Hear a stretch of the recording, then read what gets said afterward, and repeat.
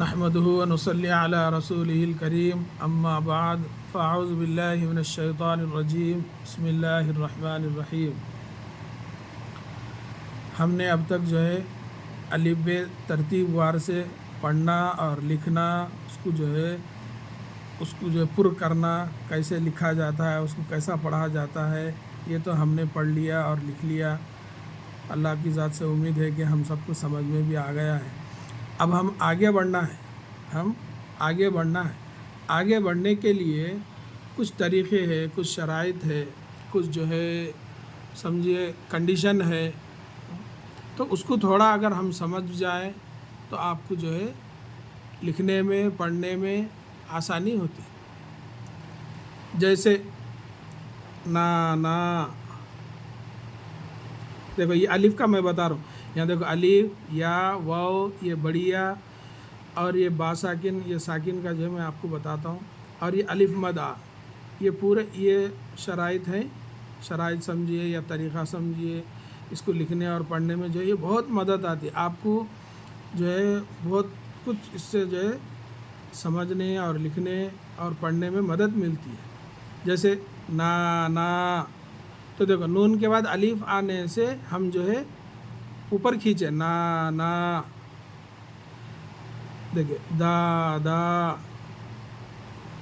الف کا میں بتا رہا ہوں، دال کے بعد الف آنے سے دا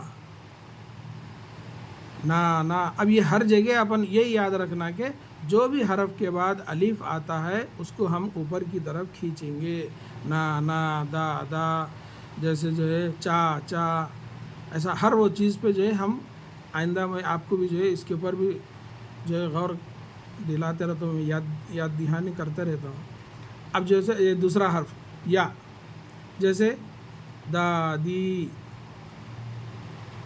دیکھو یہ دال کے بعد الف آیا تو اوپر کھینچے دا، یہ دال کے بعد یا آنے سے نیچے کھینچے دی، تو یہی پہچان ہے، کبھی بھی الف آنے سے اوپر کھینچا جاتا اور جو ہے یا آنے سے نیچے کھینچا جاتا۔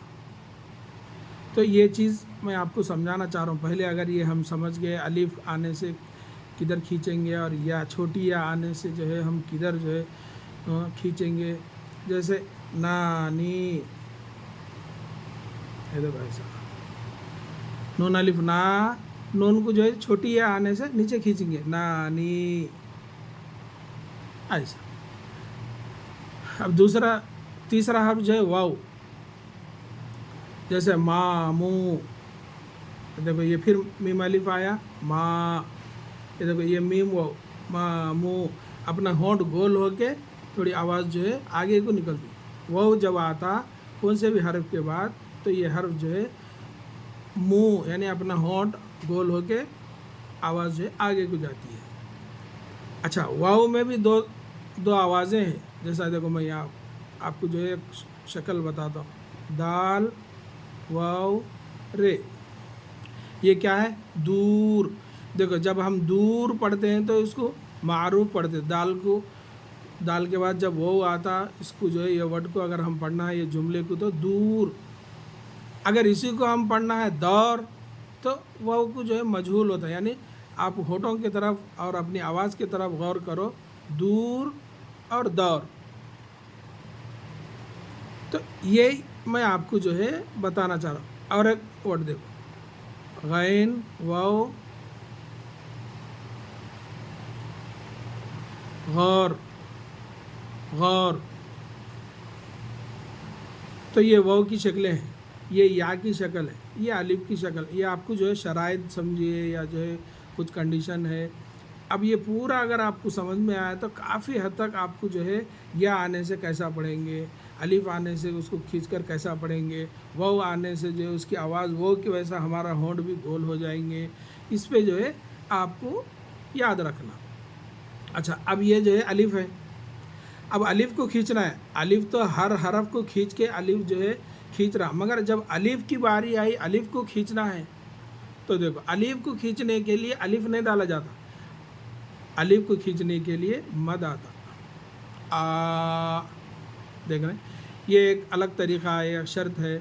الف ایک واحد حرف ہے کہ اس کو الگ کھینچنے کے لیے جو اس کے اوپر ایک مد ڈالا جاتا، جیسے آپ، آج، یہ الف مد آ، یہ جیم، آج. تو اب اچھا، اب یہ جو با ساکن میں یا دالا ساکن بولے تو یہ آخری حرف پہ جو ہے ہم اس کو ساکن دیتے، چھوٹا ایسا دال کے ایسا دال ہے تو یہ اس کو جزم بولتے.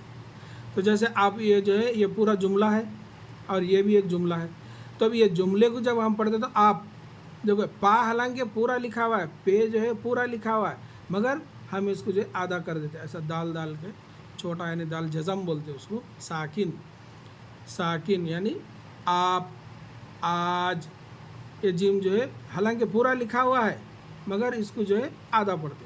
تو ایک یہ شرط ہے الف کی کہ نا نا دا دا، جیسا الف جو ہے اوپر کو کھینچا گیا، یہ یا جو ہے نیچے کو کھینچا جاتا، یہ منہ ہونٹ گول ہو کے پڑھے جاتے ہیں. یہ ایک طریقہ ہے، یہ ایک ہے اور ایک ہے.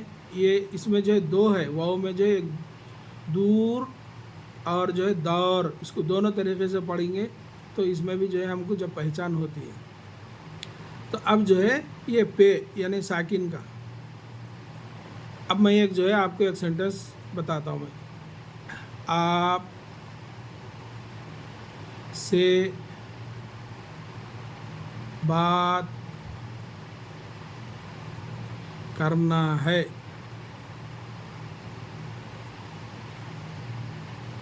اب دیکھیے یہ جو یا ہے نا بڑھیا، یہ بھی آ گیا اس میں، سے مجہول.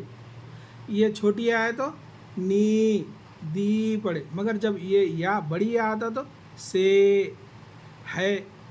دیکھو یہ سے میں جو ذرا زیادہ کھینچا جاتا ہے میں تھوڑا کم کھینچا جاتا. یہ بڑی یا ہے، تو یہ بڑی یا کے بھی یہ طریقے ہے. اب دیکھو الف کو کھینچ رہے ہم آپ، اس میں جو ہے ایک شرط آ گئی کہ الف کے اوپر مد آ گیا. الف کو اگر کھینچنا ہے تو مد آ گیا. اب یہاں یہ جو ہے پے کو اگر ہم آپ سے، آپ کیا ہوگا یا جزم، یعنی یہ پے جو ہے حالانکہ پورا لکھا ہوا ہے مگر ساکن ہوگا. ابھی دیکھو سین کے بعد بڑی یا آنے سے پورا نکلا سے، آپ سے. پھر بات دیکھو بے الف تھے، پھر یہ ورڈ پورا ہوا، یہ ورڈ پورا ہونے سے بے الف کو تو کھینچ دیے، با یہ یہاں جو ہے تا کو جزم لگا دی، تا ساکن. یعنی ساکن والے حرف آتے اور جو ہے یہ الف کو آئے تو اوپر کھینچنا، یہ بڑی آئے تو جو ہے سے ایسا جو ہے اس کو پڑھنا، اور الف کو اگر کھینچنا ہے تو مد ڈالنا. یہ ہے طریقہ کار. ہم جو ہے آپ کو یہی سکھانا چاہ رہے تھے آج کہ الف یا واؤ اور یہ بڑی یا اور یہ حرف ساکن، جیسا یہ آپ، آج، بات، جیسے اور ایک کان. دیکھو کاف الف نون، کان، حالانکہ نون پورا آیا مگر نون کو کتنا پڑھے اپن آدھا پڑھے.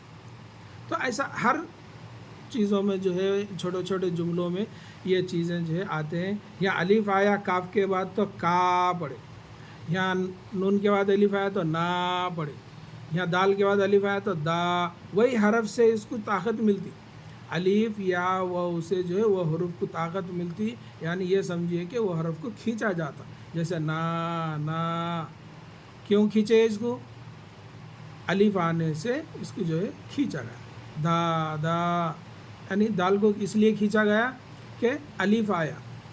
اب یہاں اوپر کھینچے، یہاں نیچے کھینچے. یہاں نیچے اس لیے کھینچا کہ یہاں یا آیا، دال کو جو ہے یہ یا کا جو ہے زور ملا، اس لیے دا دی. یہ دیکھو یہاں نا نی، یہاں جو ہے یا نون کے بعد یا آنے سے اس کو زور ملا نون کو، اس لیے اس کو نیچے کھینچے. یہاں الف آنے سے اس کو زور ملا کہ اوپر کھینچے، نا نی. یعنی یہ الف یا واو اور یہ بڑی یا آنے سے اور الف کے اوپر مد آنے سے یہ حروف ہر جگہ ہم لکھنے پڑھنے میں جو ہے اس کو کھینچ کر پڑھتے ہیں. یہ اگر آپ یاد رکھیں تو ماشاءاللہ آپ کو جو ہے کافی حد تک جو ہے آپ کو لکھنے میں، پڑھنے میں، سمجھنے میں. اور ایک بات، کہیں اگر غلط بھی لکھا ہوا ہے نا ورڈ میں، تو آپ کو اگر یہ چیزوں کی پہچان ہے تو آپ جو ہے ارے یہ جو ہے یہاں ایک چیز کمی ہے، یہاں چیز جو ہے اس کے بعد یہ آنا تھا، یہ چیز کے بعد جو ہے یہ آنے سے یہ ورڈ کو پورا پڑھا جاتا ہے. یہ جملہ پورا نہیں ہوا, یہ جملہ جو ہے لکھنے میں کچھ کمی ہے, آپ کو بھی سمجھ میں آتا. تو جو ہے اللہ تعالیٰ سے دعا ہے کہ ہم سب کو اللہ تعالیٰ اپنے حفظ و امان میں رکھے. السلام علیکم ورحمۃ اللہ وبرکاتہ.